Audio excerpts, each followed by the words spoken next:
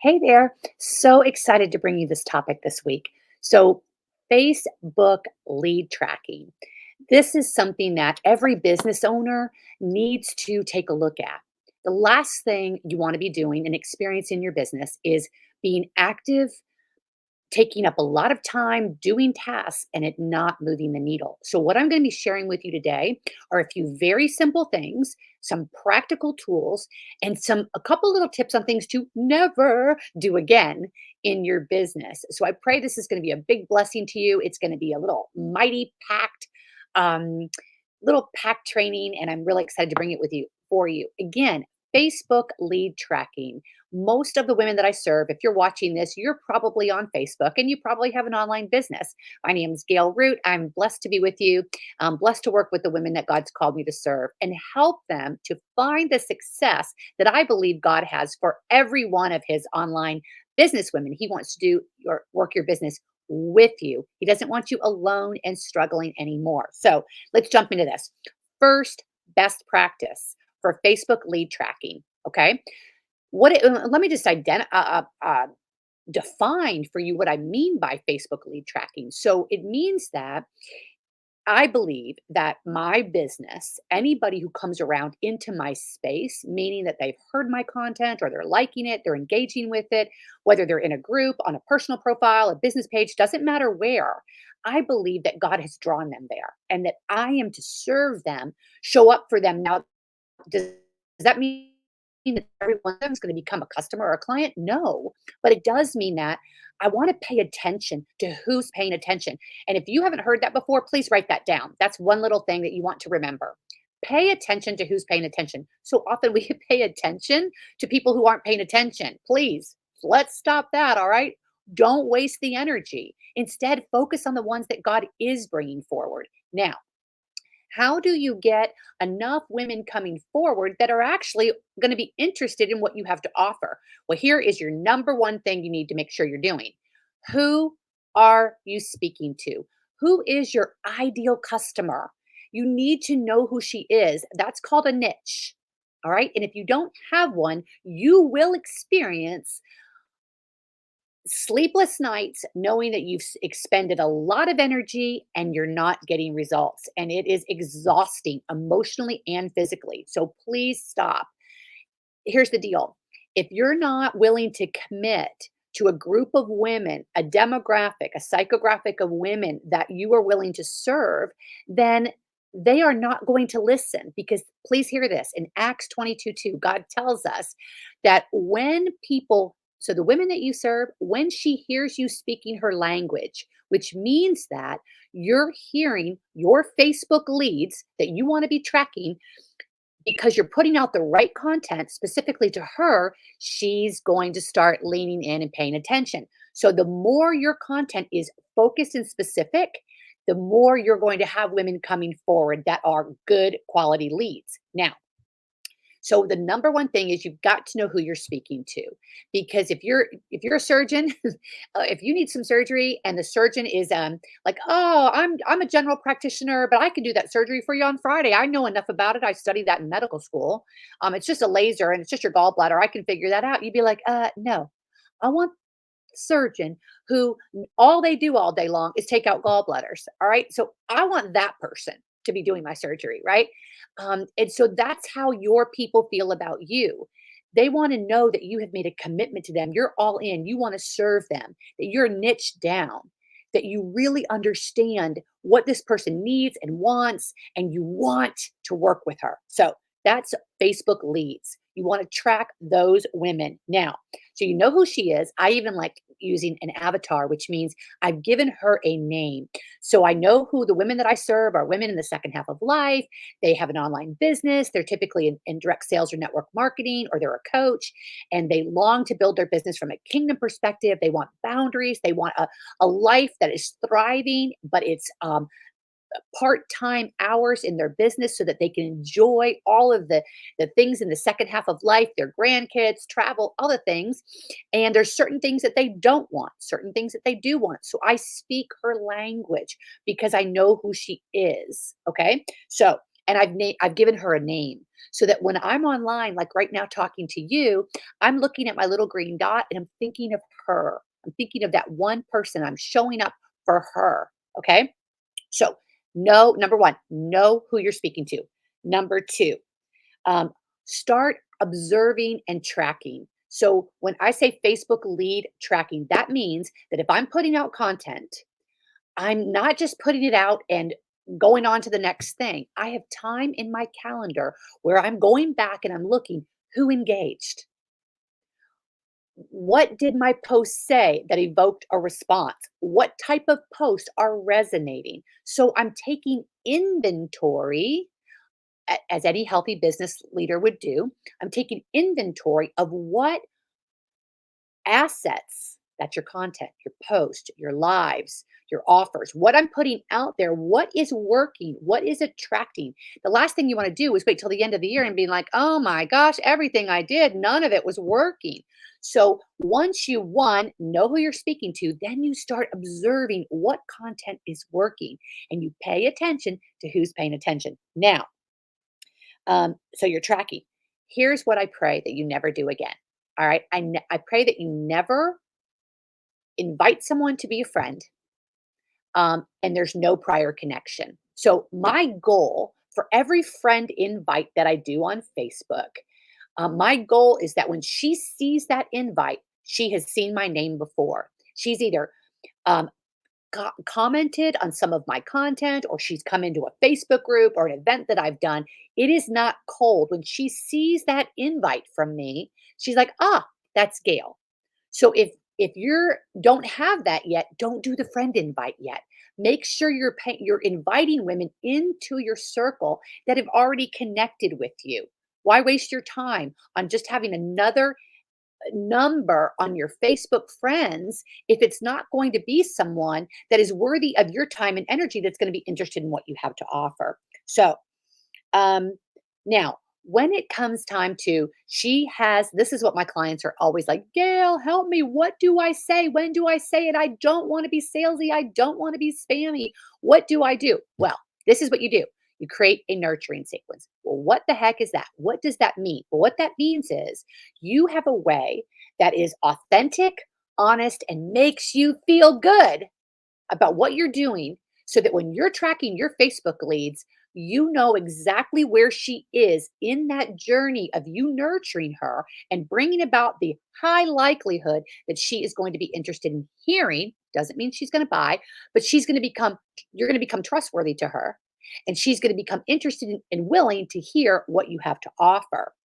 Now, so the first thing you want to do, because you're tracking your Facebook leads, right? You have Facebook leads and you're now tracking. You have scheduled time in your calendar because you believe that God has brought these women to you. So you want to show up, steward well what He's already given you before we start looking for more.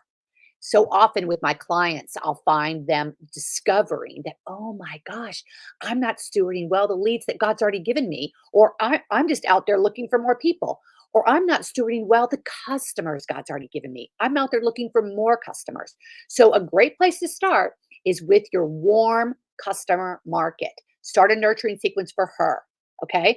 And you can come in and learn much more about nurturing sequences, but this is going to be enough to bless you today. So, listen up. So the first thing you want to do in a DM, all right? So you put something out there, she has commented or whatever, and you're going to go into the DM now and say hello. The most important thing you do first, all right, is you make a reference to a point of connection. So, for example, let's say you were just in a challenge or a an event with this person, okay, and you said, "Hey, Gail, I just noticed you were in the P2P VIP event. How did it go for you? I was in there too. How did it go for you?" Right? So you're establishing a point of connection so that when you come into that DM, it is not some random, who are you? I don't want to talk to you. You've established a point of connection. Here's another idea. Maybe you weren't in an event or a challenge or something like that together, or another one, you're in the same group. How many women do you have access to in a particular group that you both have said, I want to be in this group? And she said, I want to be in this group. So there's a like mindedness right there. That is a perfect beginning DM. Hi, Gail. I noticed we're both in the Kingdom Dream Chasers Facebook group. Do you how long have you been in there? What do you find most beneficial in that group? I'm curious. I'm learning more about the group.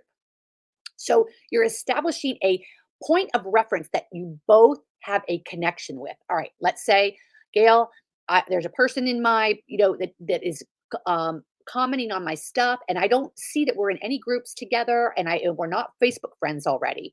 I would go into the DM and say, hey, so glad that what I was posting about, and don't just say, um, thank you for commenting on my post, because honestly, for most of us, we don't have any idea what post you're talking about.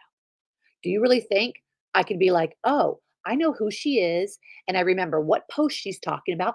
Maybe she commented on your post 4 days ago, right? So that is not an authentic connect if she doesn't know what the heck you're talking about. Okay. So you say, thank you for, I'm so glad that my post about nurturing leads on Facebook tracking leads resonated with you. I'm curious, do you remember what part of the post connected with you the most? So you've established a point of connection and you've asked a question to invite conversation. Don't make that question too hard though, or you might not get a reply. Okay. So that's a little risky if you're if you're if your question that you ask in a first DM is too difficult, you don't have enough nurture time with her yet that she's going to be willing to invest in that answer. So, here's the deal. A nurturing sequence, basically what it means is you're starting off with a little tiny baby heart because you're just trying to establish a connection that's going to start the journey of building trust to get to the point where you're likely she's going to want to hang out with you, learn more. Now, here's what I'm going to be sharing with you in a couple minutes about bridge tools. These are essential for getting from that very beginning contact all the way over to that opportunity to share with her what you have to offer. There are bridge tools, and I'm going to be giving you two very practical, easy to implement today bridge tools. But first, so let's go back to our little hearts. The goal, I want you to picture in your mind that you got a new lead and you need to get her to the point where she is open and willing to hear about what you have to offer. How do you get her there? You nurture. It means you continue making points of connections that feel authentic. Here's what one of my clients is currently doing, and she is loving it because she was really struggling with this whole issue. So, her bridge tool is, and it's not even one of the 2 that I'm about to share with you, so this is a 3rd bridge tool. Her bridge tool is doing a personal video and dropping it in DM. So this is what she does. She hits record on her phone and she says, "Hey Gail, so it's been a long time since we've connected, a long time since you bought something from me. I just wanted to check in with you, see how you're doing. I noticed on Facebook your daughter just got married. How exciting! I would love the opportunity just to learn more about what's going on in your life. Do you have any fun summer plans, or would just love to really connect again with you." All right. That is for someone who obviously you haven't talked to in a long time. You're trying to make that connection. Video, short. I'm talking less than 1 minute, less than 59 seconds. Short video is a beautiful way to make a connection. It's almost impossible when you open up your DM and you see someone's face and it's clearly a video of their face. It's almost impossible not to hit that play button. It is almost impossible not to. You got like, what is she saying to me? I got to know. She's talking to me. All right. So that is a really wonderful tool. Now, um, the second thing about this nurturing sequence, remember the idea is that the hearts are getting bigger, which means her trustworthiness of you and your authenticity and your genuine care about who you serve and what you do is growing in her because you haven't come in and said, "Hey, girl, I got this fabulous new product. Do you want to check it out? Here's the link." She never asked you for the link. It's so disrespectful. Please don't ever give someone the link again. Remember, I told you there's a couple things I'm going to ask you to prayerfully consider never doing again. Never go into someone's DM and drop a link and information without them asking you first and giving their approval. Even if you said in a post, if you'd like more information, put your hand up. Don't go into her DM and drop the information. Now, I know you might say, well, Gail, wasn't the hand up approval? No, it was the start. But remember, we want to nurture. We want the likelihood that she is going to find you trustworthy and her heart is going to be willing to truly hear what you have to offer. So when you go into if she put her hand up, when you go into the DM, you would say, "Hey, I'm so excited you're interested in knowing more. This has been such a blessing to me.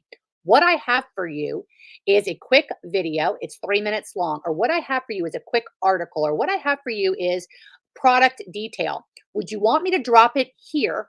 Or do you prefer I send it to you via email?" All right. What am I saying to her? I respect you. I want to get you this information. I want to give you a heads up on what it's going to be. And I want to get it to you in the format you prefer. Because if she's not a DMer, don't drop it there. If she wants it via email, drop it there. Now you know how to communicate with her. So that is going to make it massively more likely that she's going to want to have a conversation with you about that product. If you just said, put your hand up and you go in and drop that link, the likelihood that she's going to want to respond to that, guys, I'm sorry, but it's pretty low, even if she was interested in it. Okay. So, authentic connections, the first point in DM. The goal is to build that trust, to warm up that heart, to make those hearts get bigger and bigger with each point of connection. You might say, well, Gail, this feels like the slow boat to China. Well, guess what? I'm here to tell you that you need to flip that script because the slower boat to China is thinking that you're going to send 100 messages out, exhaust yourself, and get two people to respond because they were spammy, cold messages. That's the slow boat. This is a way that you're likely going to be getting to a conversation about what you have to offer. Now, I promise bridge tools. My two favorite bridge tools, um, I'm going to tell you about right now, but I first want you to know that what happens, the best use of these bridge tools is when your heart is in a position of curiosity. What I'm saying is that you are truly curious about who she is, what's going on in her life. If you're in wellness, what's going on in her life when it comes to wellness, and how and if what you have can best serve her. So, in order to know that, you've got to be that interviewer. You've got to be passionately curious about what is going on with her health in this example, without, remember, don't be too curious too fast because if you're like, how are your bowel movements, right? Assuming like, okay, we don't know each other well enough yet for you to be asking me about my bowel movements, right? But you could certainly say, do you have any issues with digestion? All right. So build trust. Now, if your heart is in that place of curiosity, instead of, I got to make a sale, I got to make a sale, because sharks smell the blood in the water. Okay. So if you're in a place of curiosity, here are two amazing bridge tools. The first one is a Google form. What do you mean? I mean, you create, if I'm in wellness, and I'm not, you guys know probably, I'm not in direct sales or network marketing anymore, but I was for a long time, but I'm a coach now. And so a Google form helps me to confirm by asking questions if what I have is what she needs. So, for example, if I have a product that helps with sleep, brain fog, digestion, hormone balance, I'm going to be in my Google form asking her questions like on a scale of 1 to 10, 10 being fabulous, how do you rank your sleep? How do you rank your gut health? And you might say in parentheses, meaning you don't experience bloating or digestion issues or tummy pains or abnormal gas. So that could be on a scale of 1 to 10, where do you fall when it comes to that example of gut health? On a scale of 1 to 10, how do you get the 30 fruits and vegetables a week that are recommended in your diet? So I'm asking questions that are going to help reveal. And if she starts giving me some pretty low numbers on things, I can circle back with her and I'll tell you how. However, what I want you to know right now is um, the first time you do a Google form, it won't be perfect. And the only way you'll know how to adjust a Google form to make it more fruitful for you able to serve her at a higher level will be doing it, giving it to someone. So I always encourage my clients to start with friends and family. And if they're in a client group like my gals are, send that Google form there. Let them answer. And in so doing, they'll find the things that are wrong with the Google form or that really are like, oh, that answer isn't really helping me serve her. I need to remove that question or tweak the question. Okay. Google forms are massive. Remember, I told you about my client, Jill, who was doing the videos. So what she was saying to current customers, hey, I was thinking about you. I know you are on the da da da da. I'm working on a survey to help learn how to serve the women that I serve at a higher level. It's only 60 seconds. Would you be willing to fill it out? If so, just say yes down below and I'll drop the link. So that's her video. All right, that's to a warm audience, right? You've built up some hearts along the way. The hearts have gotten bigger. You don't send that out in a first cold message, but it's a great bridge tool. Google Forms are massive, great bridge tools. Another one, Facebook poll, same thing. Do a Facebook poll. Use that tool that Facebook has on there. It's amazing the engagement. People like filling out those polls, and you will learn a lot, and you'll get to follow up with her. And when you go into her DM, oh, so great seeing your feedback on the poll. You know what? You are in the majority of people. So and then you move on to the next thing. Now, second bridge tool. Again, you've been moving her along. Gail, how do I, okay, I'm making these points of connections. How do I move into that conversation about what I have to offer? Well, um, using the Google form, your reply would be, hey, so great to get your responses back from that Google form. I noticed in the sleep area and in the brain fog or hormone balance area that those were a little low for you. I'm curious. I think based on your responses that I just mentioned, I think I have something that you might be interested in and it might benefit you. I would love to share it with you. Would you be open to that? That is how you nurture. That is how you ask. You don't drop the link until she says yes.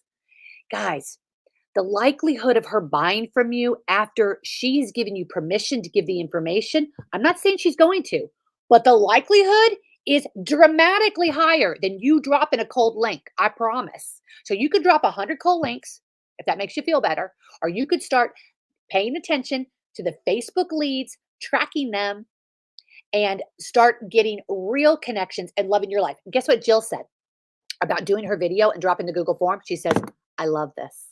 I don't feel spam anymore. I feel authentic.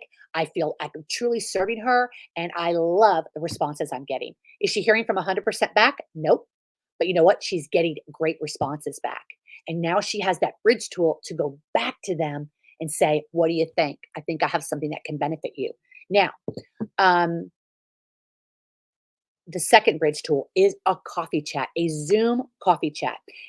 Depending on how warm or not, I wowould suggest offering, hey, we've had a couple of points. I think we've got some things in common. I'm curious. Would you like to set up a 15-minute Zoom coffee chat? We both would set a timer and get to know each other a little bit better and see if we have any collaborations or anything we can help each other with.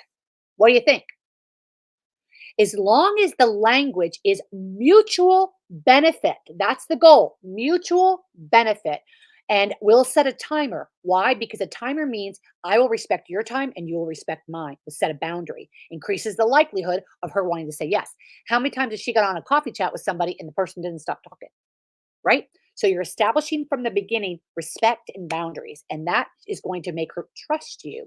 So if I don't know the lead very well, I suggest a 15-minute coffee chat. If I know the lead a little bit more, I might suggest a 30-minute coffee chat on Zoom where we spend about 15 minutes, timer on, sharing with each other what we're passionate about, what we love, and then seeing at the end if we have any collaborations or things that we could share with each other, and that could be product. It'll just wait until you won't know until she answers your questions.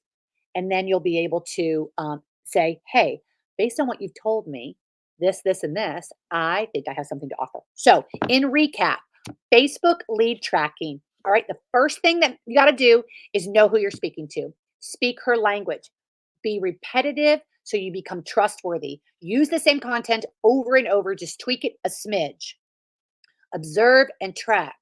Go into those DMs with the number one point of connecting, having a heart to be curious and ask questions. Take the TELL word out of your life. Make it a four-letter word. Say, I'm not going to use it anymore. I'm not going to keep going and telling, which means pushing, pushing, pushing, which means feeling spammy, spammy, spammy anymore. Instead, I'm going to invite conversation. I'm going to ask, ask, ask, and I'm going to nurture, nurture, nurture, and I'm going to watch my sales go up. And use bridge tools, the short term video in a DM, one on one, the Google form, and the Zoom coffee chat. And I pray that you will consider coming into our Facebook group, Kingdom Dream Chasers. Every Wednesday, you get to share your products and you get a little coaching on how best to do that. Today, I posted in there an anatomy of a great post. And then you'll see the women who are posting on Wednesdays using those tools that I suggested, making their post dramatically different than what it might have been before. So come join us. I hope this was a blessing to you. If you're watching on YouTube, please hit that subscribe button and make sure you're tracking those Facebook leads. Those are God given leads. They're there for you. Steward well what He's already given you if you want to be trustworthy with more.